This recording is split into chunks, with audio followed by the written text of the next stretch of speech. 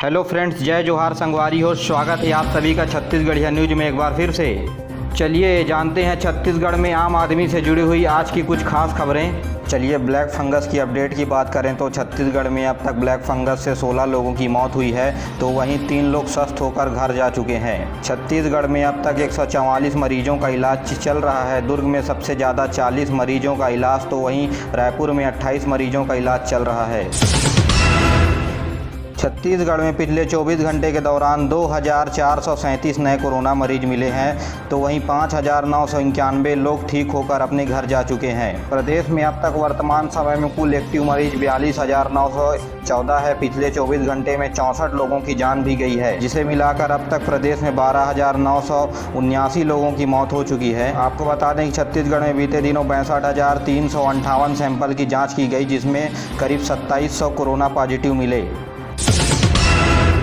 छत्तीसगढ़ में 18 से 45 वर्ष के आयु समूह के युवाओं ने करीब 60 लाख लोगों ने रजिस्ट्रेशन करवाया है टीकाकरण के लिए, जिसमें अब तक 7,97,910 डोज वैक्सीन ही युवाओं को लगने के लिए मिली है। वैक्सीन की रफ्तार तो पहले से धीमी चल रही थी। रायपुर में वैक्सीनेशन सेंटर वैक्सीन की कमी से बंद कर दिए गए हैं। रायपुर में अब 4 वैक्सीनेशन सेंटर का संचालन हो रहा है। छत्तीसगढ़ में वैक्सीन की 1,30,210 डोज पहुंची है रविवार को, और ये कोविशील्ड की वैक्सीन 45 वर्ष से अधिक आयु समूह वाले लोगों को लगाया जाएगा। आपको बता दें कि करीब 125 करोड़ युवा प्रदेश में मौजूद हैं, और देश में वैक्सीन की सप्लाई करने के लिए केंद्र सरकार अपने हाथ में ले ली है, और युवाओं के लिए वैक्सीन की कमी होने की वजह से वैक्सीनेशन सेंटर बंद करना पड़ रहा है। आपको बता दें कि छत्तीसगढ़ में अब तक सिर्फ 70 लाख लोगों को टीका लग चुका है।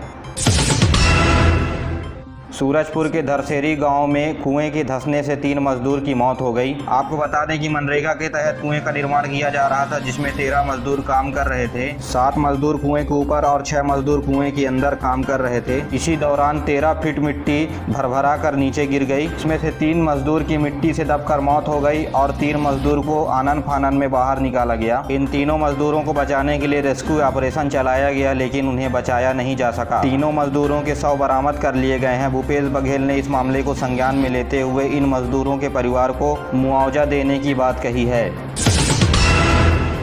राजीव गांधी किसान न्याय योजना के लिए खरीफ फसल 2021 के क्रियान्वयन के लिए गाइडलाइन जारी कर दी गई है। इस दिशा निर्देशों के अनुसार किसानों को राजीव गांधी किसान न्याय योजना का लाभ लेने के लिए पंजीयन करवाना अनिवार्य कर दिया गया है। रजिस्ट्रेशन यानी पंजीयन राजीव गांधी किसान न्याय योजना के पोर्टल में 1 जून से 30 सितंबर के बीच किसान पंजीयन करवा सकते हैं। इस योजना के तहत सभी भूस्वामी और पट्टाधारी किसान शामिल हो सकेंगे। लेगहा पटाईदार और लीज पर लिए हुए जमीन पर किसान जो खेती कर रहे हैं, उन्हें राजीव गांधी न्याय योजना का फायदा नहीं मिल सकेगा। इस फसल के अंतर्गत 2021 से धान के अलावा कोदो, कुटकी, रागी, मक्का, सोयाबीन और समस्त तिलहन फसल समेत प्रति एकड़ में 9,000 रुपए की सहायता राशि दी जाएगी। यदि कोई किसान धान को छोड़ करके पपीता, गन्ना, केला और सोयाबीन लगाता है, तो उन्हें 10,000 रुपए प्रति एकड़ की दर से सहायता राशि दी जाएगी। छत्तीसगढ़ सरकार के द्वारा संचालित गोधन न्याय योजना को बड़ा झटका लग सकता है। रायपुर जिले में संचालित 8 गोठानें एक साथ बंद हो सकती हैं। गोठान में काम करने वाली 10 महिलाओं को लाभांश नहीं मिला। ऐसे में महिलाएं काम करने की स्थिति में नहीं हैं। गोठान शुरू होने पर महिलाओं से कहा गया था कि 40 दिन में लाभांश मिलेगा, लेकिन 10 महीने बीत गए, उन्हें अब तक प्रदेश सरकार की तरफ से आश्वासन ही मिला। वे संक्रमण की दौर पर भी लगातार काम करती रहीं। उनका कहना कि सरकार उनके हित में अगर कोई निर्णय नहीं लिया तो जल्द ही हम गोठान में काम करना छोड़ देंगे। रायपुर के महापौर एजाज टेबर ने कहा कि इन्हें लाभांश दिलाने का पूरा काम किया जा रहा है। रायपुर में माध्यमिक शिक्षा मंडल ने बड़ा फैसला लिया है, जिसमें छात्रों को 12वीं का प्रवेश पत्र अब www.cgbsc.in पर भी मिल सकेगा। पहले ये प्रवेश पत्र स्कूलों के माध्यम से दिए जा रहे थे, लेकिन कुछ प्राइवेट स्कूलों में प्रवेश पत्र रोके जाने की खबर सामने आ रही थी। इसके बाद माध्यमिक शिक्षा मंडल ने यह फैसला लिया है। साथ ही एक और बड़ा निर्णय लेते हुए कहा गया है कि कोरोना से संक्रमित छात्र परीक्षा घर पर ही दे सकेंगे, लेकिन अब उनका प्रश्न पत्र और उत्तर पुस्तिका उनके पालक खुद स्कूल से जाकर ला सकेंगे और खुद ही जाकर जमा कर सकेंगे। यानी अब कोविड पॉजिटिव छात्रों को स्कूल जाने की जरूरत नहीं है। जी हाँ, महत्वपूर्ण फैसला छात्र हित को देखते हुए लिया गया है।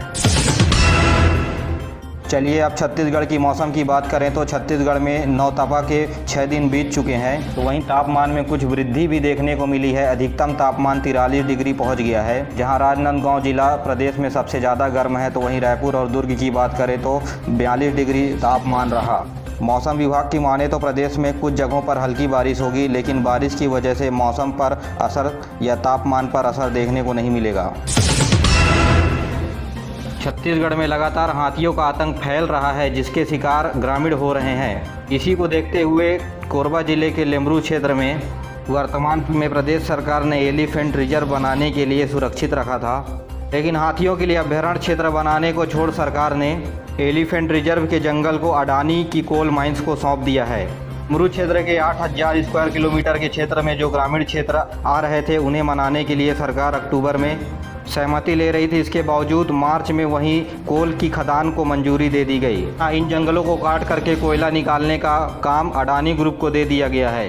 जी हाँ साथियों, आप समझ सकते हैं कि प्रदेश के राजनेता विकास के लॉलीपॉप जनता को दिखा करके अपना विकास कर रहे हैं। छत्तीसगढ़ के सिंगरेल में जवानों के द्वारा बनाए गए कैंप को ग्रामीणों के द्वारा कैंप को हटाए जाने का विरोध प्रदर्शन लगातार जारी है और कैंप के पास इकट्ठी हुई भीड़ को हटाने के लिए जवानों ने फायरिंग कर दी। 13 मई को 3 मौत के बाद रविवार को गर्भवती महिला के ऊपर गोली लगने से चौथी मौत हो गई है। आपको बता दें कि गर्भवती महिला ने मौके पर दम तोड़ दिया और ग्रामीण और भी भड़क गए, जहाँ 22 गाँव के लोग जवानों के कैंप को बंद करवाने में अड़े हुए हैं और इकट्ठी हुई भीड़ को कोरोना के संक्रमण के बारे में समझाना मुश्किल हो रहा है। और छत्तीसगढ़ के सीमा में लगातार 17 दिन से विरोध प्रदर्शन में यही बात सामने आ रही है। वहां के ग्रामीणों को जागरूकता करने के लिए हेलीकॉप्टर के द्वारा जवानों के माध्यम से पर्चे फेंके जा रहे हैं ग्रामीणों के ऊपर। इन पर्चों में नक्सलियों के बहकावे में न आने की बातें लिखी हैं और संक्रमण से बचने के लिए नक्सलियों के संपर्क में न आने की हिदायत दी गई है, जिससे नक्सली कैंप के समीप रह रहे ग्रामवासियों और युवाओं को संक्रमण से बचाया जा सके और सरकार की योजनाओं को ग्रामीण तक पहुंचाया जा सके। और ये भी बताया गया कि सड़क, पानी, बिजली सरकार के माध्यम से ही मिल सकती है, आपको नक्सली के माध्यम से कभी नहीं मिल सकती। अंतर्राष्ट्रीय योग दिवस पर दुनिया भर में बटेगा छत्तीसगढ़ का कोविड कवच। मुख्यमंत्री भूपेश बघेल ने लॉन्च किया है हर्बल उत्पादों का गिफ्ट हैपर। इम्यूनिटी बूस्टर के तौर पर यह दूतावासों में बांटे जाएंगे राज्यों के हर्बल उत्पाद। और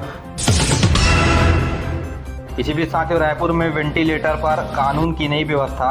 जी हाँ, नाइट कर्फ्यू में लॉकडाउन के बीच नशे का सामान चाहिए तो जय स्तंभ चौक में रायपुर के सब कुछ मिल जाएगा। जी हाँ, आपको बता दें कि नाइट कर्फ्यू के बीच शहर के सबसे बड़े कॉम्प्लेक्स रवि भवन के पास गली के बाहर आधी रात को लग्जरी कार रुकती है। यह नशे का कारोबार 12 से 1 बजे रात तक चलता है। इसी बीच बिलासपुर नगर निगम के मुख्य कार्यपालन अधिकारी यानी CMO के घर में 18 लाख रुपए की चोरी हो गई। कोरोना पॉजिटिव होने के बाद आइसोलेशन थी शीतल चंद्रवंशी। पति श्राद्ध में गए थे ससुराल, शनिवार शाम घर पहुंचे तो लाकर टूटर मिला। इस वारदात को रात को ही अंजाम दिया गया है, जिसके बाद FIR दर्ज करवा दी गई है अज्ञातों के खिलाफ।